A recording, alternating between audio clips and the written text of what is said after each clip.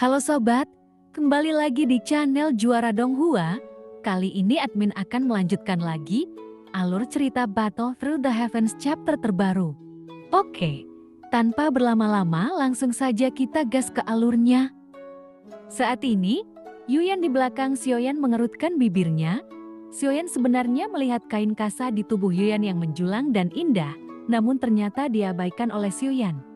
Yuyan pun bergumam, bukankah ini sosok yang sempurna? Apakah dia benar-benar tidak tergerak sama sekali? Tapi kelihatannya dia tetap saja benar-benar tidak bisa tertarik dengannya.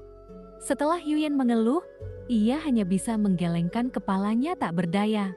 Kemudian Yuyan pun mengikuti sosok Xiaoyan, lalu dia berjalan ke dalam celah dan kembali ke dunia iblis Halloween. Nampaknya Xiaoyan kini terlihat baik-baik saja. Kemudian setelah dia memenjarakan jangkrik emas setinggi 6 kaki di Lingshu, lalu larva darah raksasa dan pahadajinya, pertengkaran antara keduanya juga sudah mereda. Kemudian saat ini tiba-tiba lalu larva darah dan daji dikejutkan karena kemunculan sesosok misterius.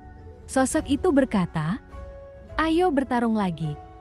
Akulah bosnya di sini dan kalian berdua harus mendengarkanku, kalau tidak ada cara untuk keluar dari sini." Setelah mengetahui situasinya, ternyata itu adalah jangkrik emas 6 kaki. Baru saat itulah mereka mengerti, sepertinya ia telah jatuh ke dalam perangkap lagi.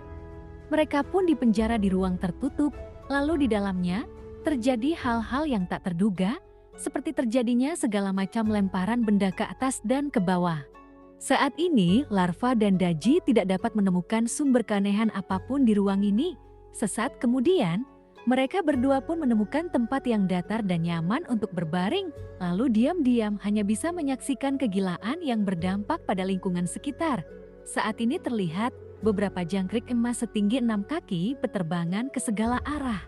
Beberapa sosok jangkrik itu berbicara, "Lihatlah, ada orang lain yang dipenjara di sini dan mereka tidak menyadarinya seperti kita.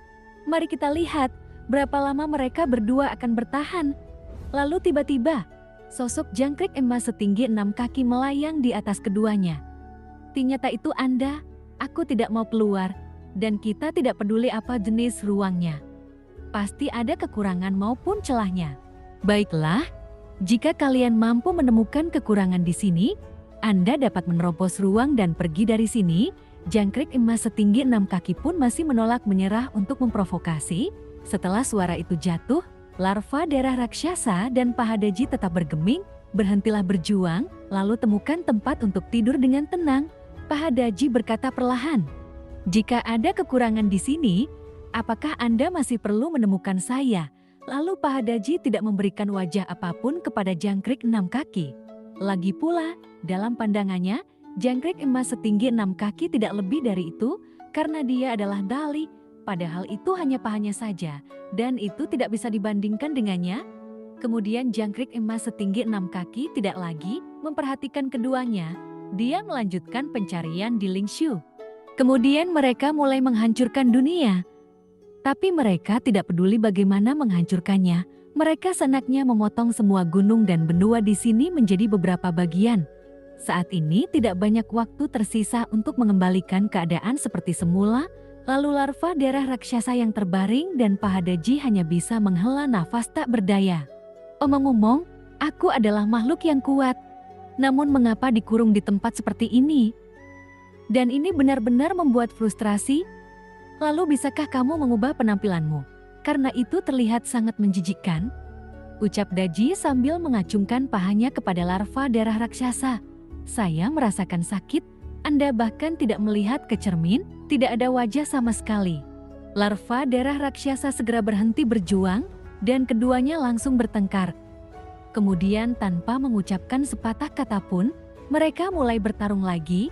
Setelah beberapa perjuangan, jangkrik emas setinggi 6 kaki akhirnya menyerah. Setelah itu tenang, mereka berdua memulai lagi di antara runtuhan spiritual, dan selama ini belum pernah semeriah ini. Jika melihat sekeliling, ketiga orang yang ada di dalamnya, tidak ada seorang pun yang tampak seperti manusia, dan tak satu pun dari mereka terlihat normal. Cerita pun berpindah kepada Xiaoyan dan Yuyan yang kembali ke dunia iblis Halloween. Saat ini, Xiaoyan pun kembali menuju ke Gua Jonggu dengan cepat. Xiaoyan pun berkata, "Saya ingin semua mundur dan saya tidak ingin ada orang yang mengganggu saya selama periode ini."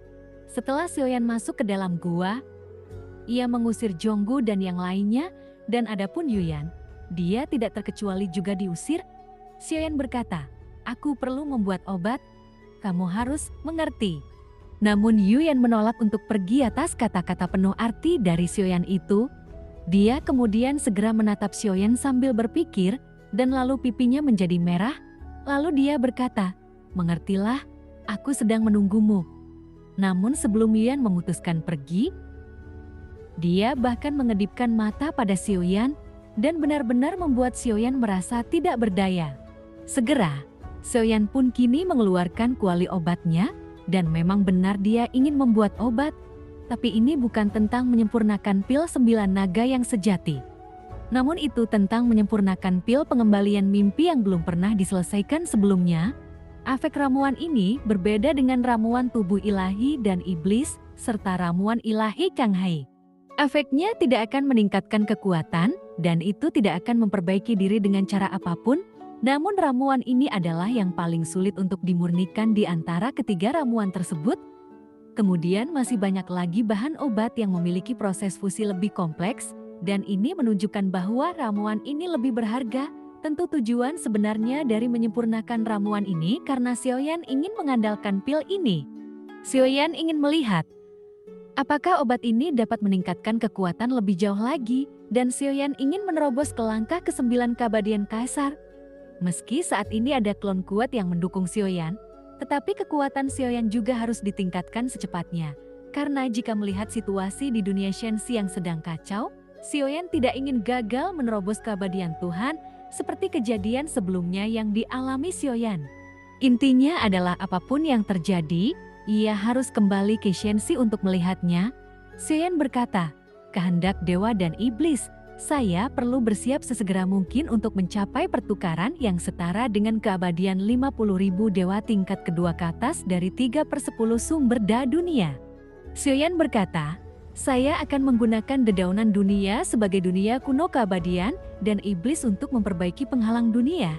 Meskipun suara Xiaoyan ini tidak keras, namun itu dapat menyebar ke segala arah secara perlahan. Karena kamu berbicara kepada dunia, jadi bicaralah dengan lembut. Suara keinginan abadi dan iblis segera merespon Xiaoyan. Saat ini dunia sedang dilanda hancurnya hambatan-hambatan dunia yang terlihat sangat jelas. Setelah mendapat tanggapan, Xiaoyan pun mengeluarkan kuali obat, lalu menyempurnakan pil pengembalian mimpi. Di dalam seluruh gua itu ternyata diisi dengan bahan obat yang tak terhitung jumlahnya. Kemudian saat ini nyala api yang dibuat oleh Xiaoyan mulai memurnikan bahan obat ini. Pemurnian bahan obat yang pertama ini juga merupakan hal yang sangat menguras mental. Karena bahan obat yang berbeda, jadi Xiaoyan perlu mengontrol suhu yang berbeda. Jika ia sedikit ceroboh, maka bahan obat akan runtuh dan hilang. Ribuan bahan obat itu berbaur dalam urutan tertentu, jadi perlu proses yang rumit. Dan jika tidak ada kekuatan jiwa yang kuat sebagai pendukung, itu tidak mungkin bisa dilakukan, mengingat prosesnya yang rumit. Di sini, Xiaoyan pun melakukannya dengan hati-hati dan tidak ada sedikit pun kesalahan selama periode ini. Setelah menyempurnakan banyak ramuan ilahi, tingkat pemurnian obat Xiaoyan saat ini secara alami telah mencapai terobosan. Pemurnian hanyalah langkah pertama dalam keseluruhan proses alkimia, namun tentu tidak semua alkemis bisa melakukannya. Alasan mengapa ramuan ilahi bernilai tinggi, yaitu karena banyak ramuan ilahi memerlukan kerja keras dan perlu banyak alkemis untuk menyempurnakannya. Namun seperti Xiaoyan, ia adalah alkemis yang melakukan semuanya sendiri. Dan sangat sedikit alkemis yang bisa melakukan seperti Xiaoyan, karena dibutuhkan jiwa yang kuat untuk mempunyai kesempatan melakukannya. Jadi Xiaoyan saat ini lebih bergantung pada Heart of Flame, karena bahan obat apapun yang sulit diekstrasi, tidak ada bahan obat yang mampu menahan panas terik dari jantung api. Jadi itu dapat menghemat banyak waktu bagi Xiaoyan. Namun jika tidak ingin menggunakan cara seperti itu, ramuan ilahi dapat dimurnikan dengan cahaya tanpa bantuan jantung api. Namun proses seperti itu membutuhkan banyak waktu untuk menyelesaikannya.